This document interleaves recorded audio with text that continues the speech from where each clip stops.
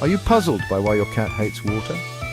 Here are 5 reasons they're not fans of H2O. First up, it's their desert-dwelling ancestry. Cats evolved with little water around, so naturally they're cautious. Next, wet fur is a total drag, literally. It gets heavy and messes with their body temp. Their super-sensitive senses make water feel and smell, well, weird. Plus, being wet makes them feel like a helpless kitten. But hey, not all cats are the same. Some breeds actually love water.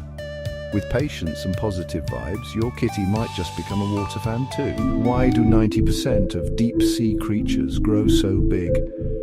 The answer is mind-blowing. The gigantic size of deep-sea creatures is a fascinating survival strategy. First, cold temperatures play a role.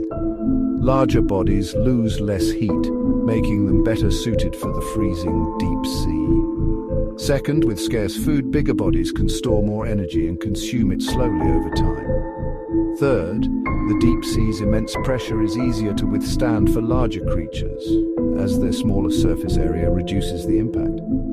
Lastly, with fewer predators, they can grow slowly and reach massive sizes without much threat. This phenomenon, called deep-sea gigantism, showcases the incredible adaptations of life in extreme environments. Think colossal squid and giant isopod. The deep sea remains a mysterious frontier, likely holding even more astonishing secrets waiting to... I bet you didn't know orcas have a flair for fashion, and their latest trend, salmon hats. Yup, you heard it right. Off the coast of Washington state, orcas are once again donning salmon headgear. It's like a fishy fashion show out there. But why? Scientists have a few theories. Maybe the orcas are keeping their snacks handy or just having some fun. Or perhaps it's a case of cultural transmission, like whale grandparents passing down family traditions. With all that salmon, they might just be getting a bit playful. Orcas are super smart and social. Each pod has its own dialect and culture. Some even have unique diets. This salmon hat trend is just another example of their incredible intelligence. So, next time you think you've seen it all, remember orcas in salmon hats are here to keep things interesting. Ever wondered who decided what a meter is? Buckle up for a fascinating ride. Back in the French Revolution, chaos was the norm. Amidst it all, unifying measurements became a priority. But how do you define 1 meter? The answer, the Earth itself. They decided 1 meter would be 1/10,000,000th the distance from the North Pole to the equator. But how do you measure that? Enter Jean-Baptiste Delambre and Pierre Méchain. These brave scientists embarked on a 6-year journey across France and Spain, facing snowstorms, rain, and rugged mountains. Their perseverance paid off, creating the first measurement unit based on nature, the meter. Today, we define a meter as the distance light travels in a vacuum in 1,299,792,458th of a second. Who knew defining a simple length could be such an extraordinary journey? Why do clouds, which weigh as much as 100 elephants, float in the sky? That's right. Even though clouds look light and fluffy, they're actually pretty heavy.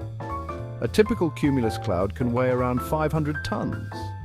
That's roughly the weight of 100 elephants. But how do these heavy clouds stay up there? Well, it's all thanks to airflow and thermal updrafts, huh? These forces work together to keep the clouds suspended in the sky.